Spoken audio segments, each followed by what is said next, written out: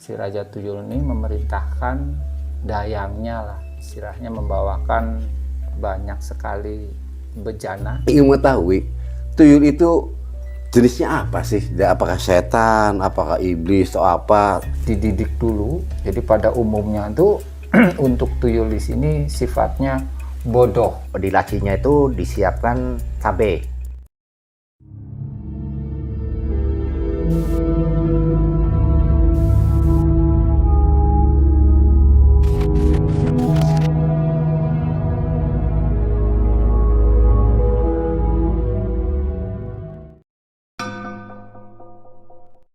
Assalamualaikum warahmatullahi wabarakatuh. Selamat Waalaikumsalam. jumpa kembali kepada sobat melihat malam dimanapun Anda berada. Malam hari ini di studio kami telah hadir Ki Bayan, akan mengulas sekitar dunia tuyul. Untuk lebih lengkapnya, Ki Bayan akan menjabarkan dan menuturkan kisahnya. Selamat malam Ki Bayan. Selamat malam. Alhamdulillah ya Ki Bayan, kita bisa hadir malam ini. Ya.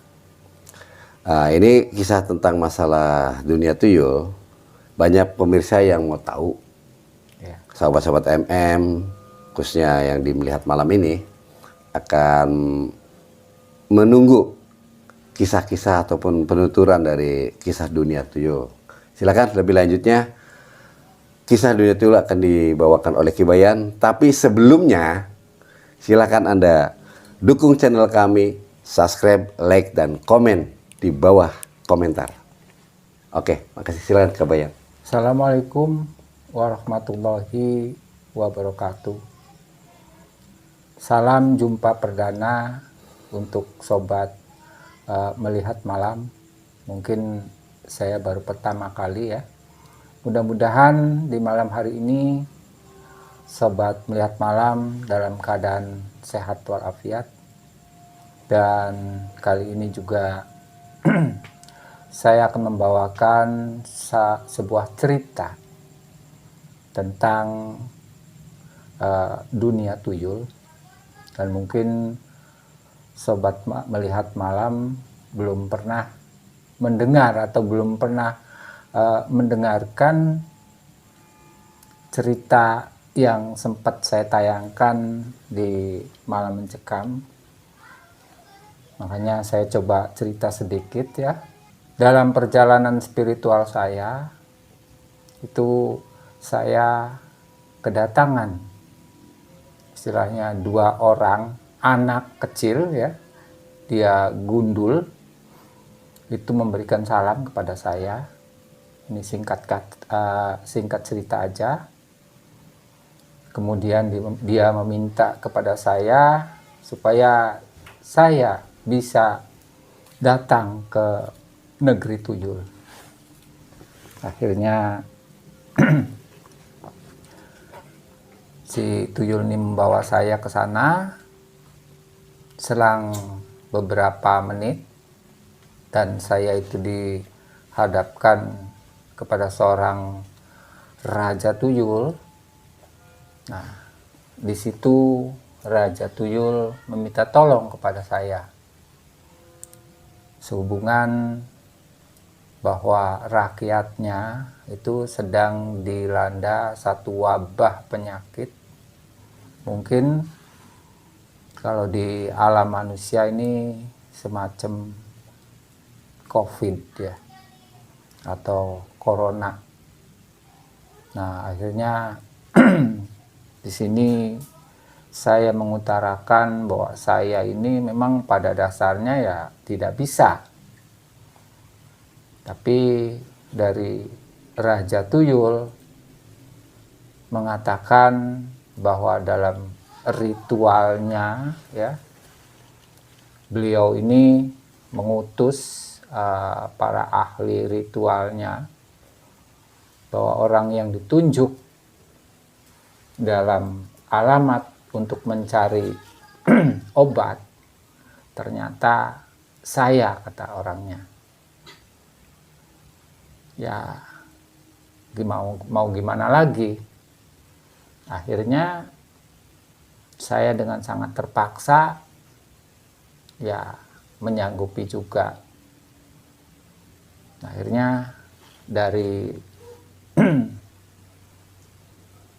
si Raja Tuyul ini memerintahkan para dayangnya lah, istilahnya membawakan banyak sekali bejana. Nah, akhirnya saya coba mengeluarkan energi yang saya miliki. Di situ memang dalam alam goib itu bentuk warna daripada energi ini sempat terlihat dengan jelas. Memang kalau dengan kasat mata ya, kalau di dunia manusia ini energi tidak terlihat ya. Hanya orang-orang yang mempunyai kewaskitaan itu ya memang bisa terlihat. Nah, kalau di alam sana ini jelas sekali istilahnya tuh. Dan semua yang ada di situ bisa melihat dengan jelas. Itu saya keluarkan. Nah, dari tangan ini keluarlah warna hijau. Ya. Saya coba satu-satu. Terus yang kedua dan yang ketiga, dan semua hampir sudah terisi penuh. Nah, setelah selesai dari situ dibawalah oleh para dayang-dayang ini untuk disebarkan ya, baik melalui minum ataupun untuk mandi supaya bisa kebagian semua. Nah, selang beberapa jam kemudian ada satu informasi yang datang ke Raja Tuyul tersebut. Daulat tuanku, akhirnya datang, dia sungkem. Alhamdulillah dari posisi sebelah kanan katanya ini mulai berangsur-angsur ada istilahnya kesembuhan. Kemudian datang lagi yang sebelah kanan dan semuanya hampir bersamaan ya. Itu menyatakan alhamdulillah ada perubahan walaupun baru beberapa persen ya, mungkin sudah 50%. Nah, akhirnya dari situ si raja ini istilahnya mengeluarkan satu satu mandat ya.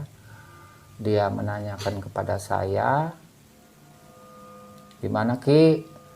Alhamdulillah nih berangsur-angsur dari rakyatku semua itu sudah terlihat ada kesembuhan ya, walaupun belum sepenuhnya. Sekarang kata Raja Tuyul, apa yang Aki minta? Dia bilang begitu. Pada waktu itu terlintas dalam benak ya permintaan-permintaan. Saya juga sempat berpikir, memang pada dasarnya kalau untuk masalah rezeki ya, memang hanya Allah yang tahu. Sedangkan dalam hal ini berawal dari saya ini dengan satu ketulusan, akhirnya saya mengatakan maaf Paduka, untuk hal ini saya dengan ikhlas cuma hanya ingin membantu. Jadi ya dengan bukannya saya menolak, tapi saya tidak meminta apapun. Akhirnya si Raja Tuyul ini ya sudah, kalau memang Aki ini tidak meminta imbalan apapun, ya mungkin di kemudian hari katanya hanya Allah yang tahu dan Allah yang akan membalas. Akhirnya singkat kata. Setelah selesai pembicaraan, saya pamit. Dan sama seperti tadi saya waktu berangkat ya, diantar sama kedua, istilahnya mungkin punggawa atau apa gitu. Diantarlah saya pulang kembali ke alam manusia. Dan waktu itu karena posisi saya lagi duduk dan sama datangnya duduk lagi, kemudian saya melanjutkan kita secara zikir kembali. Nah, itulah sebuah kisah pengalaman saya yang sempat saya ceritakan di Malam Mencekam, dan sekarang saya ingin membahas tentang hal-hal yang berhubungan dengan tuyul. Baiklah Ki, untuk mengulas dan tadi ulasan Ki Bayan, otomatis setidak-tidaknya nih Ya, para sobat MM, khususnya di Melihat Malam ini, ingin mengetahui tuyul itu jenisnya apa sih? Apakah setan, apakah iblis, atau apa? Nah, mereka kan belum tahu nih, belum ya, banyak yang tahu nih. ya. Mohon penjelasannya Ki, biar sobat MM bisa memahami. Terima kasih, silakan Ki. Begini, dari pengalaman ataupun apa yang saya bisa ya, Iya. untuk jenis tuyul di sini memang pada dasarnya sejenis makhluk jin ya. Itu karena proses-proses daripada manusia yang berritual, akhirnya dari para jin ini menjelma menjadi, oleh dibilang ya, jadi manusia tuyul lah gitu. Jadi memang pada dasarnya itu makhluk jin, karena prosesnya melalui ritual tertentu, akhirnya yang punya kepandaian khusus ini menjadi sebuah atau seorang tuyul lah, seperti itu. Sosok tuyul ya Ki ya? Ya, sosok tuyul. Nah, itu tuyul kan banyak nih manusia-manusia yang pemuja gitu Ki ya, Iya. biasanya Iya. Ki. Ada juga untuk dia untuk pesugihan lewat tuyul gitu Ki. Berarti setelah adanya sebuah perubahan dari jenis jin, Iya. sempat istilahnya ngikut ke manusia jadi tuyul Iya. untuk pesugihan itu. Nah, perbedaannya Ki, Iya. Ari kata namanya tuyul itu pasti kan sama mungkin juga ya, makan, minum atau apa. Iya. Itu gimana Ki? Iya. Itu prasarana ataupun syarat gitu ya. Seumpama saya mau punya tuyul nih, seumpama ini kan. Caranya gimana itu tuh Ki? Sepengetahuan Aki, Ki Bayan istilahnya barangkali bisa mengulasnya Ki. Ya, akan coba saya terangkan sedikit ya. Memang ini sangat berbeda sekali ya dengan makhluk jin yang sebetulnya. Kalau tuyul ini jadi kayak setengah jin, setengah manusia. Nah, untuk istilahnya tuh kalau manusia kita makan dengan nasi ataupun apa gitu. Kalau untuk jenis tuyul ini biasanya makan tuh yang namanya mungkin tahu ya, orang Cirebon, bubur putih sama bubur merah. Nah, itulah untuk ritualnya itu yang dikhususkan makannya seperti itu.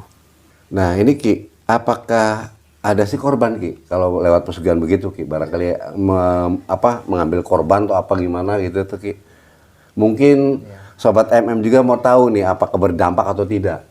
Kalau setahu saya itu untuk dampak korban di sini kayaknya nggak ada ya. Nggak ada. Ya, nggak ada. Jadi itu khususnya dari para tuyul ini mungkin dididik dulu. Jadi pada umumnya itu untuk tuyul di sini sifatnya bodoh. Oh, Jadi dia tidak tahu ya apa sebetulnya yang mesti diperbuat nih. Makanya orang-orang yang sudah mempunyai tuyul itu dididik dari mulai makan, dari mulai dia proses mengambil uang, itu dia tidak tahu. Jadi di sini manusianya yang harus mengajari.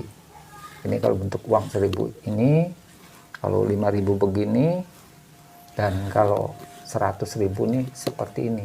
Terus diajarin. oh berarti tuyul itu pada dasarnya masih bodoh ya Ki? Ya, itu bodoh. Sekali. Bodoh ya? Ya. Makanya diajarkan oleh si tuannya. Ya, situannya. Nah, terus kan sekarang setelah diajari, berarti dia udah pintar. Apakah dia bisa langsung lepas sendiri gitu Ki, mencari uang Ki? Tetap tidak. Itu ada keterbatasan. Dia mempunyai satu tuannya untuk tidak lari ke yang lain, itu harus dituntun terus. Makanya rata-rata ya dari yang punya tuyul ini itu kalau keliling ya itu tangan tuh nggak salah satunya di belakang gitu. Nah itu dia sebetulnya lagi menggendong atau dia dengan dipegang, dia jalan terus kemana, menyusuri, artinya lingkungan yang dia lewati. Jadi untuk dia lari ke orang lain kayaknya nggak mungkin. Berarti itu harus dipandu Ki? Ya betul, harus dipandu. Nah terus Ki, ini kan dipandu nih sama si tuannya ya. Pada saat dia bekerja nih, kan udah lepas nih. Apakah dia tahu Ki, itu istilahnya daerah itu kan udah dikeliling dulu kan, setelah dikasih tahu areanya, oh ini. Oke. Nah terus dia bisa balik lagi nggak Ki? Karena kan tuyul bodoh Ki. Ya, nah sebelum ya makanya tadi saya bilang sebelum dia itu bekerja itu saya keliling dulu ke suatu daerah ya, keliling dulu, sudah keliling beberapa putaran, nah, baru dilepas. Berarti harus mengenal lingkungan dulu. Setelah tahu lingkungan, berarti si pemandu seumpama ada satu titik, dia nanti ikut ke pemandu lagi gitu ya kan? Seperti itu kurang lebihnya. Gitu Ki. Nah ini Ki, banyak kan mungkin ya, sobat MM itu mungkin pernah ngalamin kehilangan uang atau apa. Ini cara mencegahnya Ki. Barangkali ada Ki memahami cara menangkal supaya jangan kecurian gitu tuh Ki. Begitu, ya memang sebetulnya banyak ragamnya ya. Banyak ragam, artinya mungkin bisa dengan di staples satu. Diklip gitu ya? Diklip pakai staples ya. Kemudian kedua bisa menyediakan kadang-kadang air di depan. Nah mungkin itu salah satu cara untuk bisa mencegah supaya jangan sampai hilang uangnya. Kalau kayak macam bank nih Ki, kenapa nggak tuyul ngambil uang di bank gitu Ki? Oh iya, memang itu rata-ratanya yang ada di bank juga memang mengerti secara spiritual. Cara menolaknya ya Ki ya? Cara menolaknya ini sudah punya. Oke Sobat MM, inilah ulasan sekilas tentang penjabaran pemahaman bahwa di dunia tuyul ragamnya bagaimana. Kebetulan di studio kami kehadiran Kang Idod nih, jadi bisa rame juga nih nampaknya nih untuk mengulas dari sisi supranatural dan sisi energi. Assalamualaikum Kang Idod. Waalaikumsalam. Oke.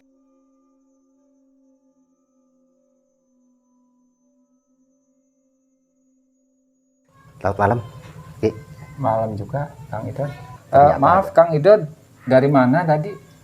Dari rumah mau jalan-jalan ke studio, ternyata di sini lagi ada acara. Ya. Kebetulan suruh bergabung katanya. Iya, iya.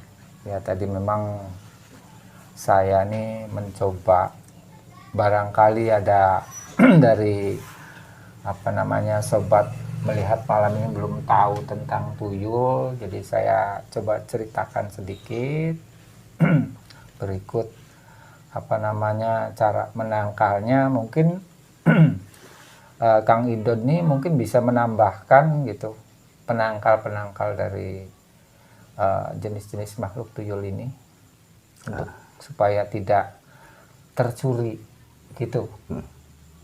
Baik, sebelumnya saya sudah melihat video dari Kang Bayan, Ya. mungkin di dalam Malam ini Mencekam. ya, dalam malam cekam ya, Iya. kalau nggak salah ya.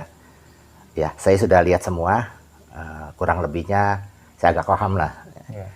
Jadi tadi pertanyaan mengenai penangkalnya, ya seperti umumnya, saya rasa hampir semua paranormal, apa orang-orang yang terjun di dunia metafisik pasti tahu lah ya. Karena karakter tuyul sendiri itu hanya bisa ngambil uang itu dalam berupa satu lembar. Ya. Jadi dia nggak bisa bentuk banyak apa gepokan gitu. Satu tuyul satu lembar. Kalau dua tuyul ya dua lembar itu. Makanya kalau menggunakan stapler uang itu, nah dia kan susah untuk cari satu lembarnya. Dia tidak akan mampu. Itu biasanya pencegahan secara pribadi di rumah-rumah. Ya. Kemudian ada lagi yang kedua, dimasukkan ke dalam toples. Ya. Karena keterbatasan tuyul walaupun goib, sebetulnya dia ada bentuk fisiknya untuk mengangkatnya tuh. Itu sebenarnya nggak mampu. Jadi toplesnya tertutup. Ya. Itu secara umum di masyarakat. Bisa jadi mungkin secara umum mungkin sudah diceritakan tadi ya di perusahaan-perusahaan dari bank. Sebetulnya sebelum dibangun biasanya untuk instansi-instansi yang urusannya dengan keuangan umumnya pasti ada ditanam oleh orang-orang yang mungkin paham mengenai sisi-sisi spiritual. Maksudnya untuk menangkal tuyul maupun jenis-jenis makhluk-makhluk yang berhubungan dengan pencurian. Itu yang saya tahu. Kalau di laci, seumpama kan ada nih namanya di biasa yang menangani transaksi penabung ataupun yang ngambil kayak di teller-teller itu. Iya, iya. Nah itu apakah ada syarat-syarat atau barang-barang lainnya disimpan di laci-laci untuk kekhawatiran itu? Mungkin kan bisa saja di depan dipasang, Betul. tapi di dalam kan belum, Pak. Barangkali dia bisa masuk sendiri ke sana bersama si pemandunya atau si pemiliknya. Nah, untuk menolaknya itu gimana menurut pandangan ataupun pendapat dari Kang Idod? Ya, biasanya sih tadi saya sudah ceritakan bahwa di instansi keuangan itu biasanya sudah ditanam secara umum. Itu sebenarnya punya pengaruh yang sangat kuat. Tapi faktor-faktor lain yang seperti tadi kekhawatiran kasir biasanya karena tadi mungkin orangnya masuk apa, biasanya kasir juga punya cara-cara tersendiri. Kalau bisa dilihat di kasir bank biasanya di situ di lacinya tuh secara ya tergantung keyakinan dari kasirnya sih. Ada yang Secara pakai pribadi, ya. Mungkin dia ragu, dia kadang-kadang membawa di lacinya itu disiapkan cabai, kadang bawang, dan biasanya bunga di meja kasir. Umumnya seperti itu. Itu yang saya tahu. Nah, itu Kang Idod. Dari jenis jin yang boleh katakan berubah sampai jadi istilahnya makhluk kecil ya, kan tuyul kan kesannya kecil ya, terkesan tuh. Terus ada salah satu manusia lah ya yang ingin buat pesugihan. Nah ini perbedaannya apa tuh dengan satu perubahan itu dia apakah bisa kembali lagi ke alamnya? ke alam jin ya, Kang Idot? Jadi sebetulnya sih begini ya, mungkin Kabayan mungkin sedikit banyak sudah menceritakannya. Baik, akan saya ulas lagi, mungkin dalam porsi yang berbeda. Iya, menurut Member-member Kang Idot samanya ya. ya. Baiklah, jadi sebetulnya tuyul itu aslinya komunitasnya dari bangsa jin. Iya. Ada beberapa jin yang mungkin bentuknya itu tidak normal. Jadi dia jenisnya kecil-kecil. Kerdil gitu ya. Kerdil jenisnya, sukunya suku kerdil. Kemudian dari sekian komunitas itu ada manusia jahil lah istilahnya.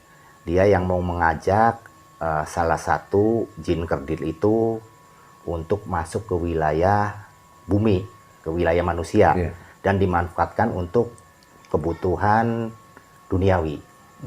Makanya ada syarat-syarat tertentu yang dilakukan oleh seseorang untuk mengambil salah satu jin yang kerdil itu. Dan bila mana jin komunitas yang kerdil itu keluar dari wilayahnya, maka dianggap dia sudah bersekutu dengan manusia. Iya. Itu susah sekali biasanya kalau memang dia sudah tidak dipakai oleh manusia, kembali lagi ke alam jinnya, itu ditolak oleh komunitasnya. Ada hukum tertentu lah di sana. Iya, ada ya. Ada tertentu. Makanya jin yang sudah bersekutu dengan manusia, seperti tuyul tadi yang baru diceritakan oleh Kibayan, Iya. di mana yang bersangkutan meninggal, kemudian tidak ada penggantinya, apa diwariskan ke anak-anaknya atau istrinya tidak mau, maka si tuyul ini akan gentayangan. Dia kehilangan. Jadi dia kembali ke alamnya tidak bisa, di alam manusia juga tidak punya tuan. Dia akan bergentayangan mungkin, mencari seseorang yang mau mensaratin dia. Nah, bila mana memang dari beberapa tuyul ini, ya tidak ada orang yang, sementara tidak ada lagi orang yang mau mengambil sebagai sekutu, maka dia berkomunitas. Seperti cerita Kang Bayan dalam video yang lalu. Iya, iya. Maka berkumpullah jenis-jenis itu. Mungkin dari